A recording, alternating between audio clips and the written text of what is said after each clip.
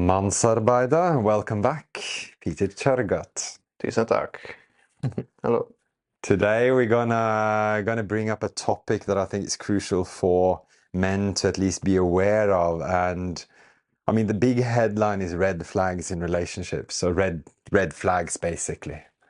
So let's just dive into it. What's a red flag? What's red flags for those who's not aware of red flags? Let's give an example. Maybe it will help. I'm aware of red flags that if I see, I will not continue seeing someone because it depends of how many things actually, because it's just one fine. I can maybe deal with it. Depends on what kind of red flag. Now get back to an example. I was in the well and there was a very nice girl. And then I was just waving to her and she was looking for a partner to speak, and I saw it. And she came to me and she said, oh, do you want to speak? And I said, oh, yeah, we can speak. I have 10 minutes until I drink my drink. And she said, oh yeah, I also bring one. And I said, fine. And then she came back with a half liter of beer. And then it turned me off immediately, because if someone is drinking alcohol, for me it's off.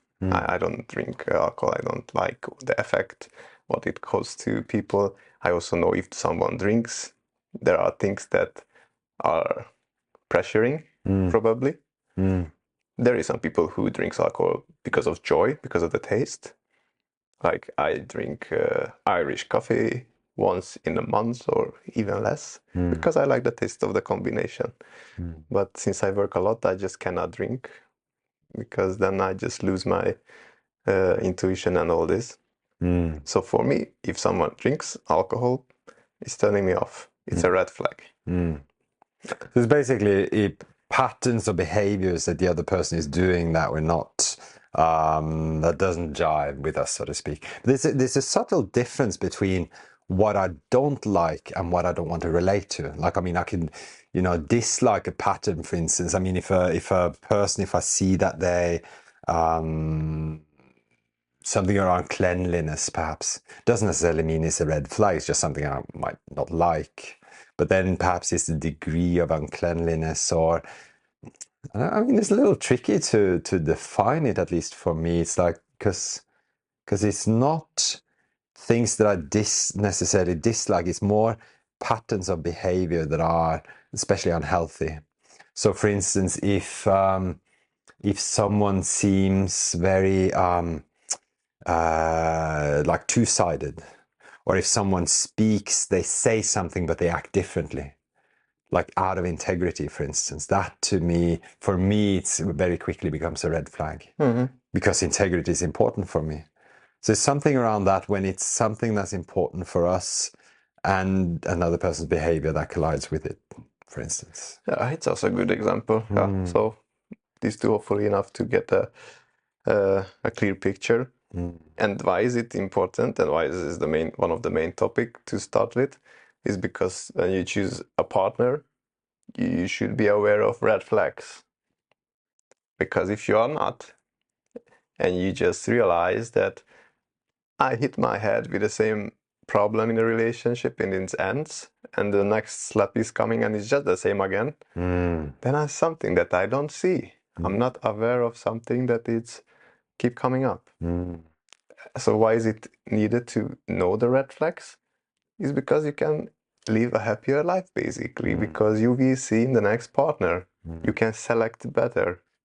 Otherwise, the life will just bring the next one that you will not sense actually that it's, I remember of this one I don't like.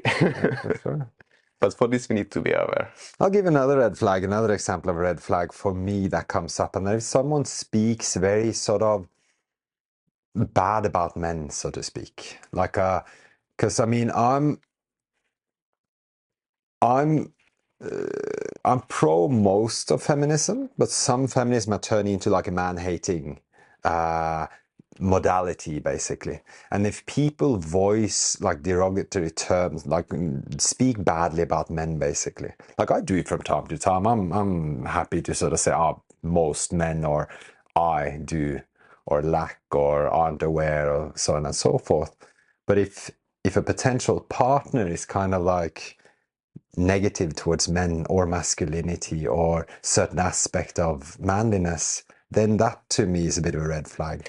Because then I know that if I enter then a relationship with this person, I know I'll be challenged. And it's not challenged in a good way. It's basically then, it's almost like I start then on a lower level and I have to prove myself somehow to overcome her judgments. And to me, then that's a red flag if that comes up. But it's actually the same when someone speaks about the ex like that. Yeah, speaking badly about an ex is a red flag. Yes. Because if you just hear this, then there is a question mark in my head here immediately. Okay, but what was your part? Because if there is nothing about that, it is possible that this person is the person who hits the head all the time with the same thing, because she don't integrate all these learnings from a relationship, and she will not see it from the perspective of lesson learned. Maybe that's the person who just go and find the next partner and the next partner without thinking about how the previous went wrong. Yeah. What I didn't realize in the previous one yet. Yeah, that's a big flag for me, because it's also this thing, because I mean, if I start to date a person, I realize that they're kind of in a like almost like fighting with all their exes. They hate all their exes, right? Then most likely, if we then end up not relating after a while, I'll be one of the hated exes. So it's almost like future proofing a little bit. If if I meet someone and that's a red flag, future proofing is then to avoid the person or to stop relating. Another one that comes up is if there's a lot of like blame on others, like if the person is blaming the world around them. It's often referred to as victim mentality. But you see it in this, oh, they did, or they're bad, or if the person is very sort of judgmental and negative towards others, that for me is a red flag. And it's partially because I try to not be that way myself. And it's also something around this aspect of wanting to, I want to be with people that can also inspire me. And if there are a lot of red flags, those aren't inspiring. Those are mostly things to, deal with or to work with it's not, it's not optimal. So to kind of continue on, we've given a few examples of red flags. What's then onwards? I mean, nobody's without flags at all, right? At least I don't believe so. There's always going to be, one or two flags here and there. Yes, what I was noting down because of the previous episode is that in my 20s, when I met my ex, who was in her 30s and very experienced, very qualified of self-development and a really good mentor, she actually 100% see that I'm not really a man. I was just a boyish on the road to become a man, and there was lots of things to fix on me. And I just noted down that if you see that someone has like 70% of the things to be fixed, probably it will be not a good match. Yeah. Because you have to work. But there are people who like to save people, but it will be not necessarily turn out good, because if you fix someone, then you will be the coach, the trainer, and not the partner. And it's hard. It will be probably not a good relationship. Those who already seen the previous episode, they just aware of my story. Yeah. And actually that turned out that once I developed a lot, I understand a lot, and I find myself in a relationship that was basically similar to my family life in childhood, which was not the best at all. And I realized that I don't want to be in this one, because I become aware why I'm in this relationship. Yeah. So knowing the red flags and seeing how much is okay to deal with and how much is too much, it's important, because you will save time and energy for yourself. Yeah. And it's easier to choose partner than, I mean, not easier in a way. You will not have partners that you will have the same issues, let's say. Why do we disregard red flags when relating? I mean, so many people, me included, disregard red flags. Like I'll raise my hand. I'm totally guilty of doing it. I know why I'm doing it, but I'm curious, just before I mention that, just in general, why do you think men, or why do you avoid red, or it sounds like you're now quite aware of red flags, and you made the example the other day that you're aware of it and you adjust accordingly. But why do you think men disregard red flags? Because something comes up in us. I mean, we know, at least subconsciously, we know about red flags. We know, we get this like, something is off here, but then we disregard it. We're like, whatever, I can fix it, or I can, you know. Mm-hmm. That's actually, I have a friend who was like this. He started to date a girl, and there was something he felt. The good thing he felt that something is off with this girl, something is strange. But he didn't deep dive into this question with her. And then it turned out, after the girl was pregnant and she started to not taking the medicines she had to take because of the personal disorder she had. And then, the guy just was facing to a situation that was really uncomfortable. Like, he felt that something is off, but he just ignored the intuition. Yeah. And he was just with the actual feeling and moment that was okay. So actually, when we are not listening to our intuition is the problem. But for this, you have to be in the present, and you have to have clean mind at least sometimes. And it can yoga can help, and any kind of practice can help when you can just be without any thoughts, any feelings, avoid all any kind of things good. Gong ceremony, whatever ritual that just brings you into the present, these intuitions can come up. And then if you practice to maintain this during the day, you will be with your feelings. So you will not ignore when you feel something and you go for it. No, you will not. So I think because we are disconnected, I mean, most of the people are disconnected from intuition, not even know what is it. I think that's one of the main issue, because then they just go unconscious into connections. True. I mean, I want to make a little sort of disclaimer here as well, talking about red flags, because I don't believe red flags necessarily makes a person bad. I mean, some of the kind of extreme ones, but often it's about incompatibility and what I'm willing to deal with, so to speak. And I mean, I have red flags for some people, I'd have red flags that maybe for someone else, they would be like, no, that's not a red flag. So it all depends a little bit on dynamic, and we can say that there are some overarching things like alcoholism, for instance, or severe drug abuse, or certain things can. But still, it does make the person bad. No, it is not about that someone is bad. It's just, as you said, the compatibility. That's perfect. Yeah. And I mean, what makes me ignore these things when I meet people? It's my need for, I'm saying this like I'm feeling slightly ashamed for mentioning this, because, I see the pattern, and, I've been aware of patterns, and I still override a bit. And very often it's my needs. I have needs that I need met. And therefore I'm willing to override a lot of red flags to have my needs met. So it's a little bit of short term. It's very often related to sex and love. I desire to be loved, so whoever loves me, I'll take them regardless of red flags. That's not my pattern now, but I can see that coming up, in dating, for instance, where I'm not, I'm, I guess, too forgiving, in brackets, like I'm too forgiving for red flags because I need connection, I need contact, I need touch, I need, to feel love, these sorts of things. So that's the fight,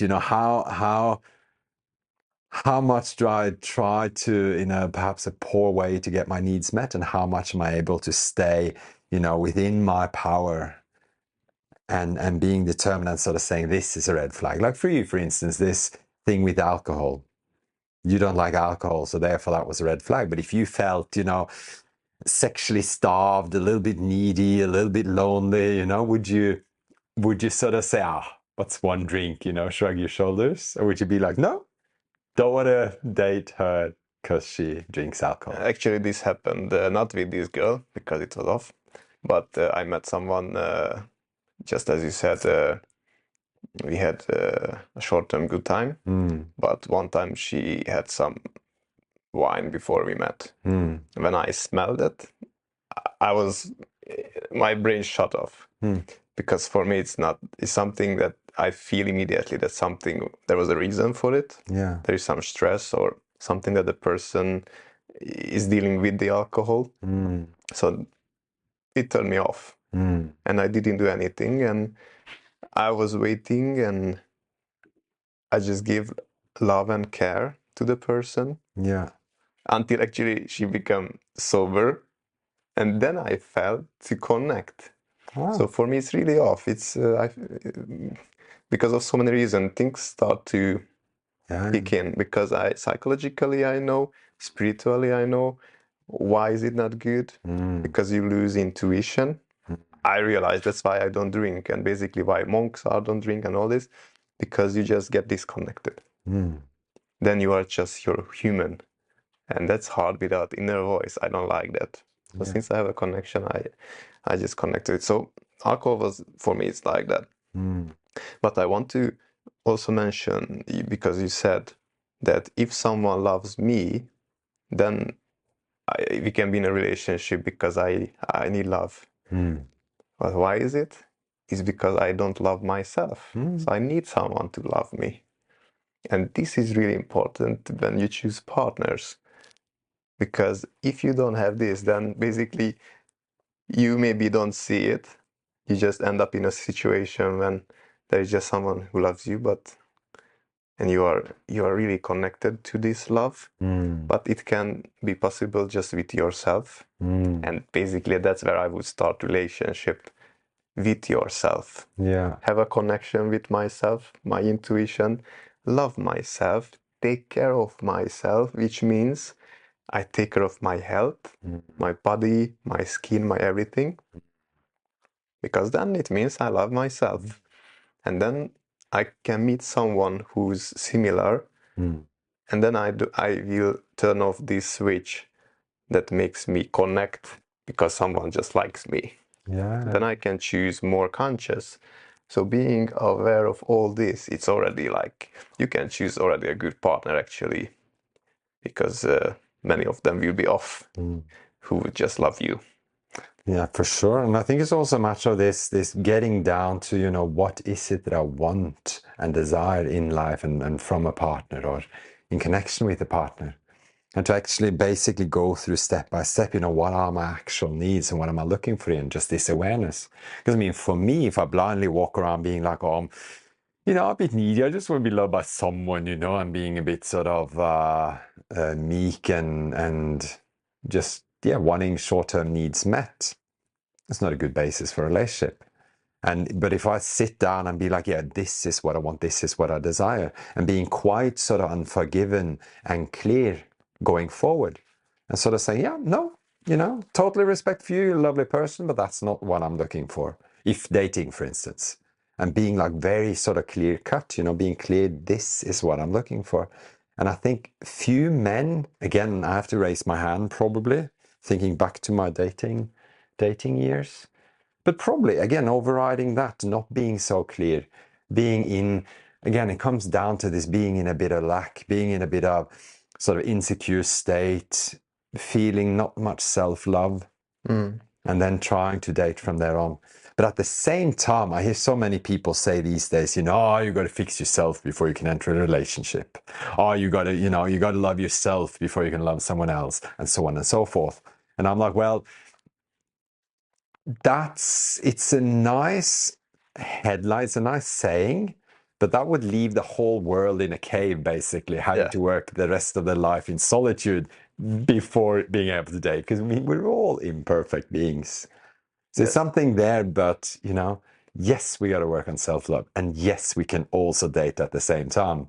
Just be a little bit aware. Exactly. Yeah, it doesn't mean that you have to avoid connecting, because in the previous episode we were talking about that each relationship helps you to basically find out what I like, what I want, what I don't want. Yeah. So you need some kind of mirror to see this.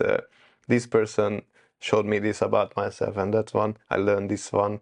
I learned how to communicate in this relationship. I learned what is good sex for me in that relationship. In the third one, how to maintain a relationship. I learned that one, but it was in 3 different relationships. There was all kinds of issues that we couldn't deal with in that time, and the same, until you get to that point when you can actually maintain a relationship and just be in it and have someone to be with you long term. So some relationships have a week and then it's over because we realized it's not working. Some of them a month, a half year, 1 year, and so on. So if you get into a relationship, basically some of them are determined, like it will be just 1 week, it will be a 1 month, because after 1 month we feel like it's a good relationship, but for me it's a mid okay. And if I know myself, a mid okay relationship will not keep me in a relationship. I will not stay. I had this already a few times and I just know, so I don't stay.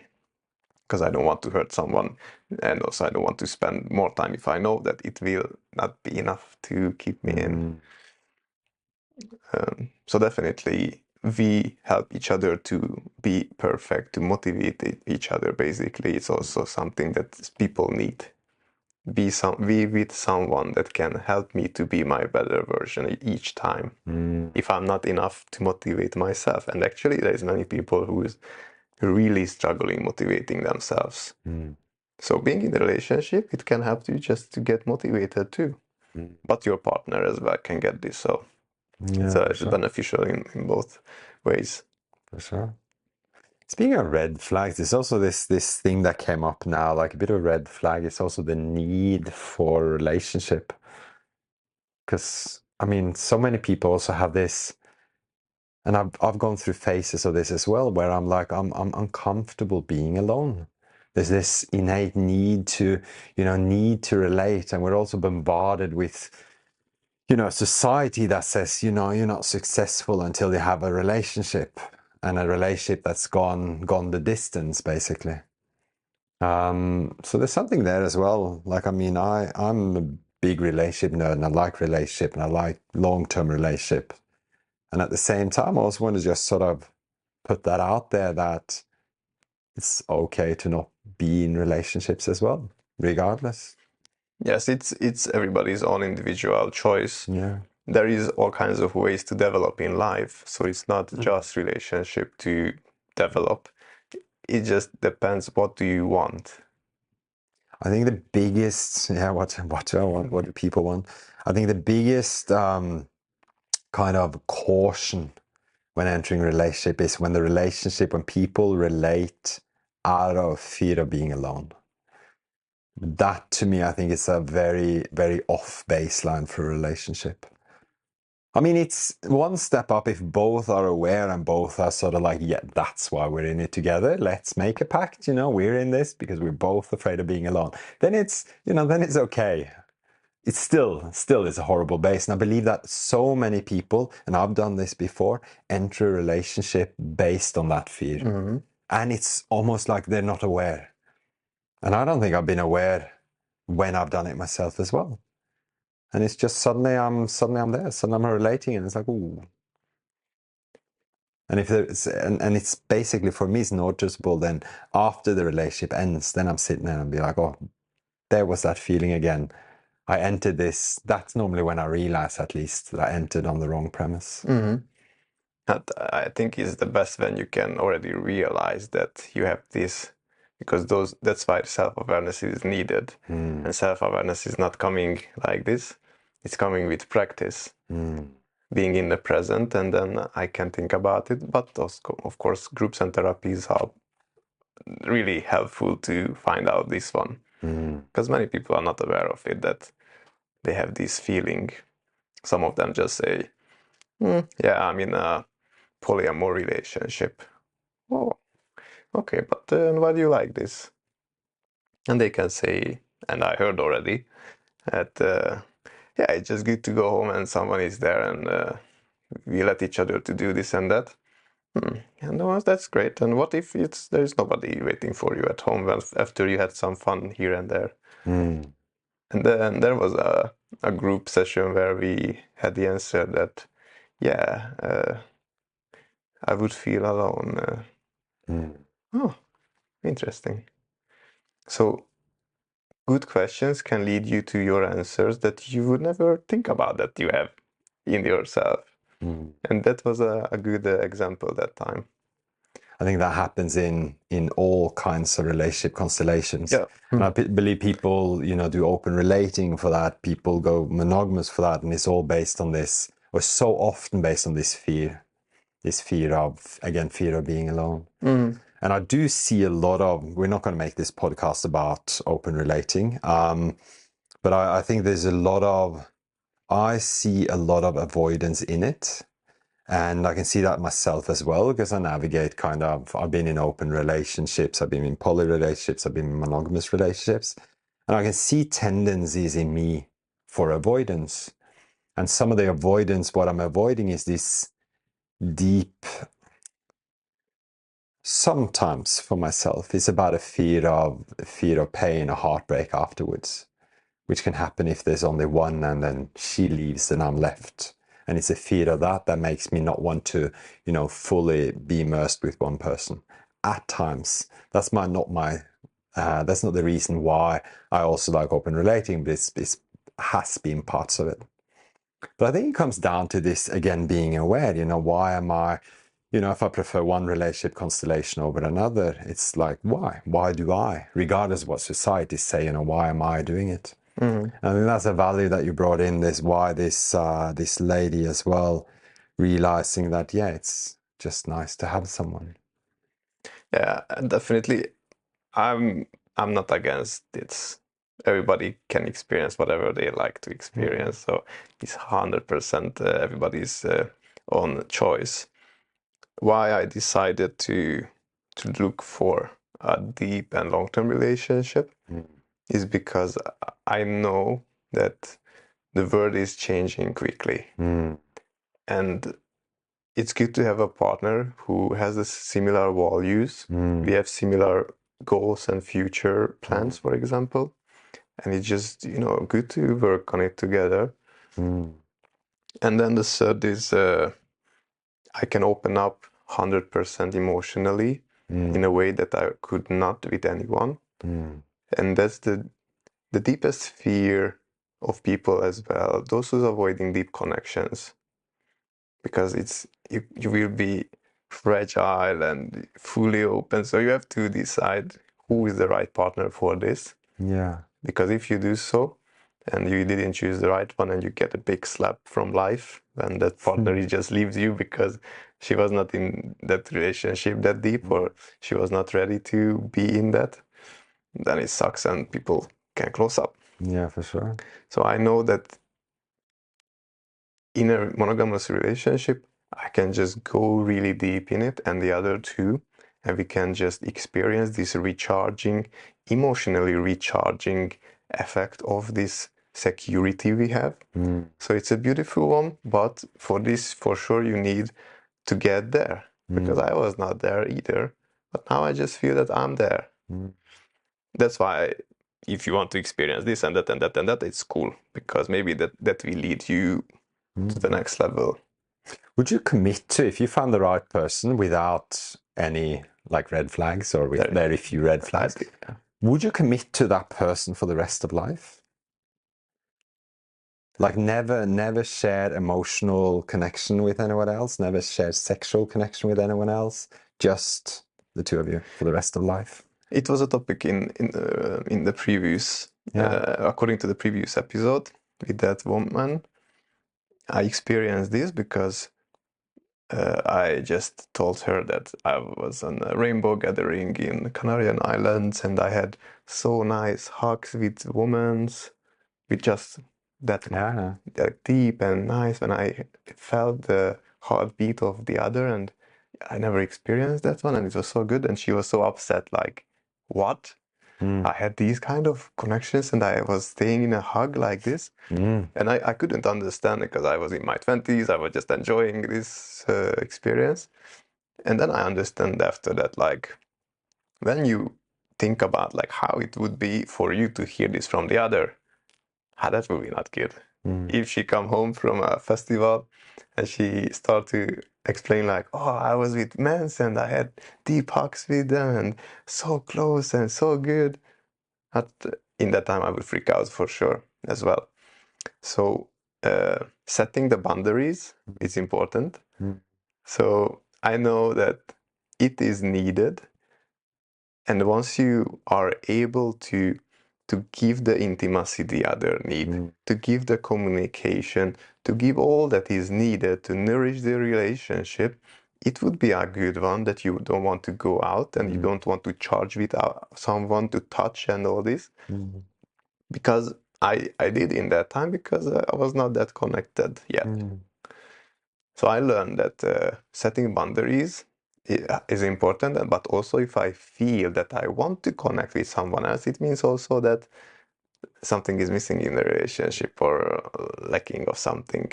And I clearly had. I don't think so. I don't think that one person is meant to meet all our needs. And this is an interesting concept because that's, for me, that's, we're speaking about red flags because this is interesting. Because that's, and this is where I'm a little bit torn, because I do like the notion of this, one person meets everything, all my needs, one person. I think it's a beautiful idea. And still, to me, what I find is that throughout all my relationships, I realize that none of my partners have met all my needs. And I think it's a little bit unhealthy to put the view or the what's the word, like to make them, to put the responsibility on them to meet all my needs. So a red flag for me would actually be if a person that I'm seeing or dating, is very sort of in that notion that, one person is supposed to meet all my needs. I'll be like, ooh, that's a bit much, isn't it? Not to, I mean, some people do, some people reckon so, and that's fine. Personally, I don't.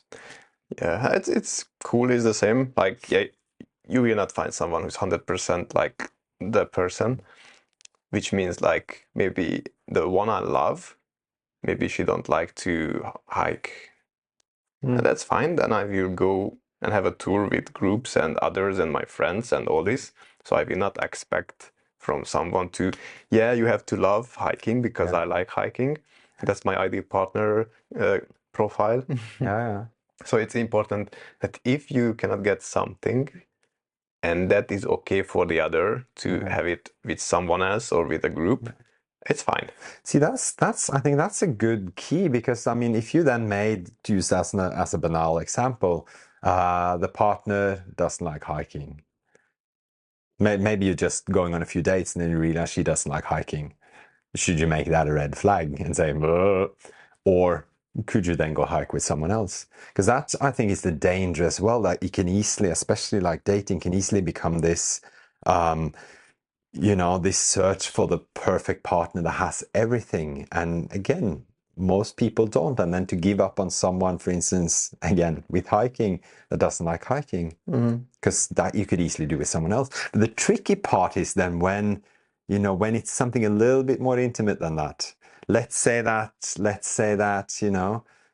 you're sexually compatible, but there's certain aspect of sexuality that you don't share. What to do then? Because that's very sort of typical. People get into a relationship and they're like, I'm getting half my sexuality met, or I'm getting 90% of my sexuality met or something, but there's certain desires that I have my partner isn't into.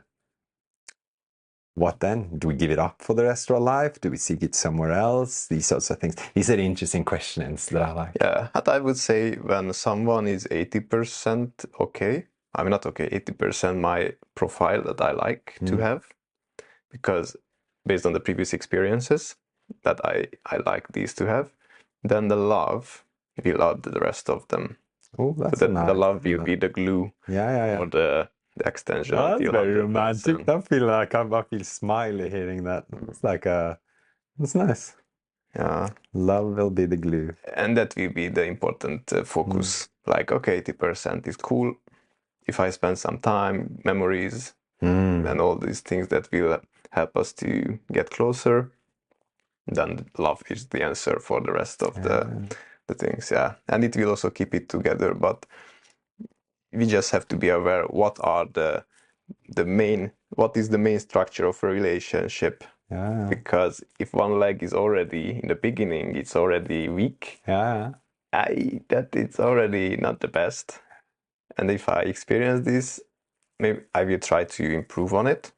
That's the answer to the other you said. I will try to introduce that person to some techniques and things and people or whatever that can help to improve. But if I feel like it's really off, you can wait for the love, or you can just decide in time just not to continue. It depends of the person, like how much tolerance you have. Yeah. Love is super interesting. I'm feeling almost cynical singing now, because I had this thought that I don't know if I trust love to that extent. As you said, let's say you're 80% match, love will be the glue that holds it. I'm like, I don't know if I trust love to that extent.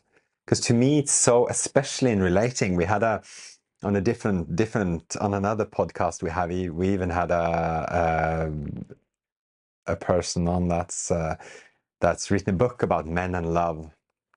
And so we had a whole podcast around the theme of love.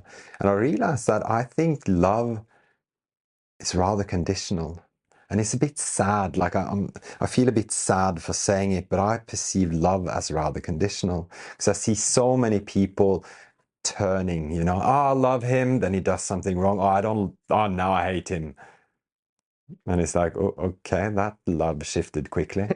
I can see that myself as well. Like I'm good with all my exes. Like I left everyone I've related to, I left on good terms. But still, I'm not in contact. And if I talk about love, now they're just people in my past. I mean, love. Some I would love more, some that I spent a lot of time with. Like there's love for the mother of my child, even if we're not together. That's love. But yet, I don't know. There seems to be a lot of conditions. If she started treating me like shit, I think I would turn off the love tap a little bit. And then the question is that really love?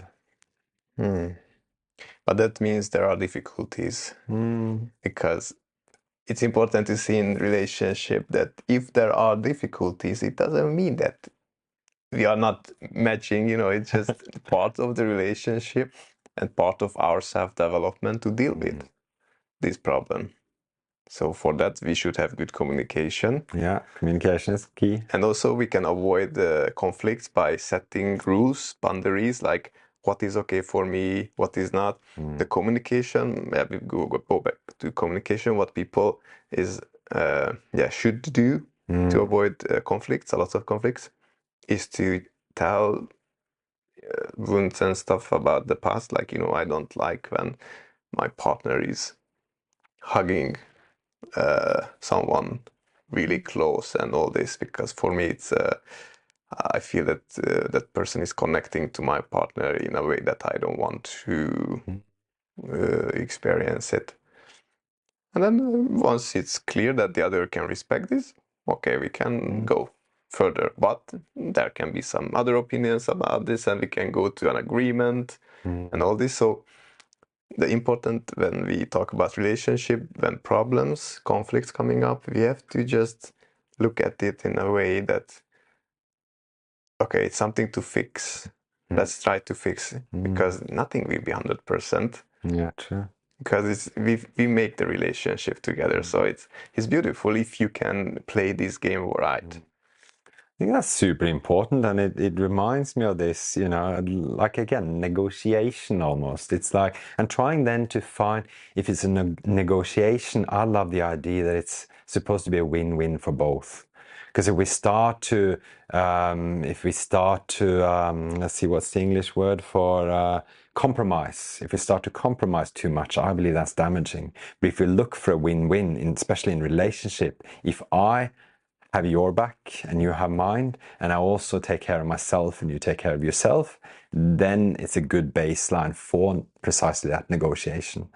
And I like how you brought up boundaries, because to use that precise example, a boundary for me would be like, I don't want to be with someone who does X with others, does X, Y, Z with others. For instance, that can be my boundary.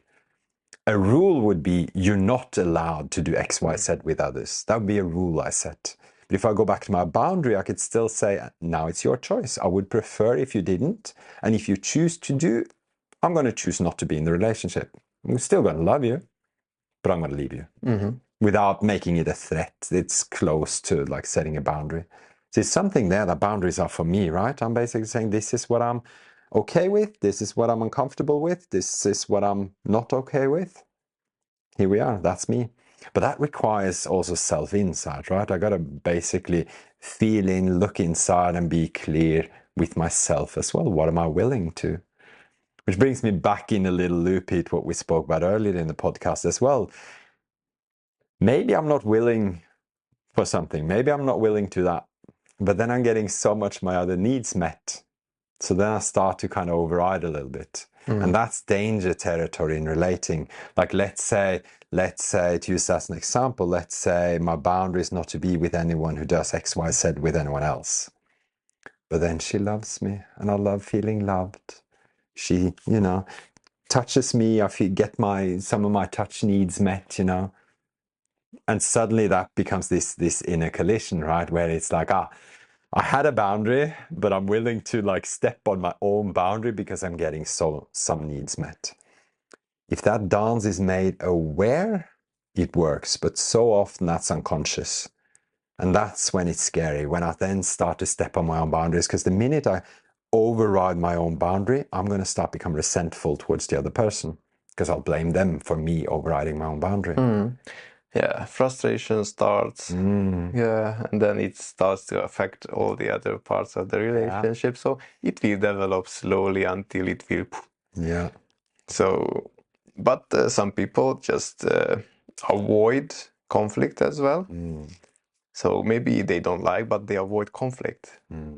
So if they didn't work with this, then they will find themselves in a situation that they are scrolling at home when they are with their partner, and it's just to avoid the thing that is there, but just to avoid. So it is also important to realize like why I'm turning off myself, because maybe in the deep there is something like my partner does something, I'm just not able to talk about it, and I just use coping mechanisms, watching Netflix, watching all kinds of series and YouTube and whatever, just not to be in the present moment, which is not present. And in Buddhism, we got the instruction that don't meditate too much when your life is too tough at the moment, because it's hard to be in the moment that much, as intense the meditation can bring you. So then just limit it to... So it's like meditate a little bit and then escape a little bit, Yeah, because it can be too hard for someone to be with all the feelings that can be experienced in the present. That was interesting to learn. I mean, because that's a danger in the self-development world as well, where with radical self-responsibility and this, everything is I'm going to grow from everything, everything is a challenge, I'm going to, deal with it. And then if there's a lot of shit in life, then it can be a little much to take responsibility for everything at all times and always trying to deal with it, always trying to grow. I'm like, even just speaking about it, I'm like, oh, okay, sometimes I need a pause. Sometimes I need to just, tune off, turn out, tune out, turn off and tune out. distract myself a little bit. And it's about resourcing, right? Because I got to be resourced. If I'm resourced, I can take on anything. But if I'm not, I got to resource myself. And sometimes that can be a little bit of escape. Sometimes that can be, like, ideally, there are healthy and unhealthy ways to resource. Healthy ways, sometimes meditation, walking in nature, being with loved ones, eating healthy and so on. Unhealthy distractions are more like, TV or scrolling and again, a little bit sometimes, but then it's so easy to just fall into the trap of it. Yes, we have to find, the good thing is when you can find something that can motivate you. Because you can give excuse for yourself easily. Like, I don't want to work, I just want to relax. But you can go from A to B with 100 kilometers per hour and reach it. You can go with a bicycle and just 25 kilometers per hour and reach it. That's one thing. But the other, if we go to the self-destruction thing, do I want others to make some changes in my consciousness and with my emotion, to play with my emotions and have these videos front of me and scroll these things front of me? Do I want this, that someone to do with this with me? No, I don't want to get manipulated and all this shit. So if you can remind yourself anything that works, you can help yourself to just do something useful but still relaxing. Reading a book. It's also something that it's not a work, but reading a book and getting knowledge from a book, it's you will develop by just having kind of fun. So I would just recommend something like this. Also, just to be, just to watch the tree outside, just to watch the bugs that are on the window, just to be, because what people forget and what they expect from holidays, to relax finally. But you can get it anytime if you just stop and do a breath work, for example, or yoga, something that just helps you to switch off all the things. So it is also important because of drug use, also because of this collecting money for holiday, get away from weekend, finally sleep and finally do this and that. You can do that, but in small parts of the day, basically, you can give it to yourself. So this is important when we go to the self-destruction thing, that we maintain our time in a good case, and then we can give ourselves good food or good time. It's us. It's not my partner who have to give me good time. I have to manage this, because if I can also help the other to manage this. So I recently, I have like so many of these in my mind when I get there, and I just bring it up, and I just get angry when I think about, like, okay, I scrolling at the moment because I just got hooked on again. Shit, turn it off. Do something that is need to be done, because we also get the pressure down when we deal with the things that are, we have to deal with. Because when we are off, things are just piling up. And as a manager, I also experienced that I have to spot on. And if I'm spot on, I don't have pressure, because I just deal with the stuff that it need to be dealt with. That's a masculine trait and a key, I think, as well. And to basically tick off the list, it's like I read somewhere that actually it's testosterone building, or at least it's a way for men to like deal with shit if we are stressed, and just actually start ticking off the list. And then to do shit, because basically to do things build testosterone, and testosterone counters stress. That was what I read, basically. I believe it. It seems to work, and it seems to be something that I also do if I'm very sort of overwhelmed or stressed. If I manage to, then sort of just start with something. Okay, tick. Start with something else. Tick. And there's the healthy dopamine. And you can help yourself to get dopamine by having a list that you can just tick the boxes, whatever it is, you know, washing clothes, tick, cooking food, tick. It will give you the pleasure of completing something. Yeah. You can get this dopamine, of course, you have to work for it, but it's healthy and your mind needs it basically after we have this crazy social media attack through the phone, if you have social media, of course. And I just wanted to mention quickly that the conflict resolution can be efficient if there is not much conflict inside here and here. That's because if heart and head. If it's a lot of things going on, it will be hard to make a conflict resolution with a person that is we have one topic with. But in my mind, I have 15 topics with others that I didn't solve. Yeah. So why is it important to go to groups and therapy and all this self-development stuff to do? To start to deal with all. Because you cannot fix things in a relationship if you are really, really full of things in your mind and heart. And I know someone personally that is like that, and he can explode anytime because there is just so much here and there. And it's just hard to see. So I recommend just to go and do the inner work and then enjoy life. And then you will be more successful for to deal with relationship issues too. That's a beautiful segue out. Thank you so much, and thank you for coming. Thank you for you. And we'll end on that. Thank you so much for today. Tusen tack.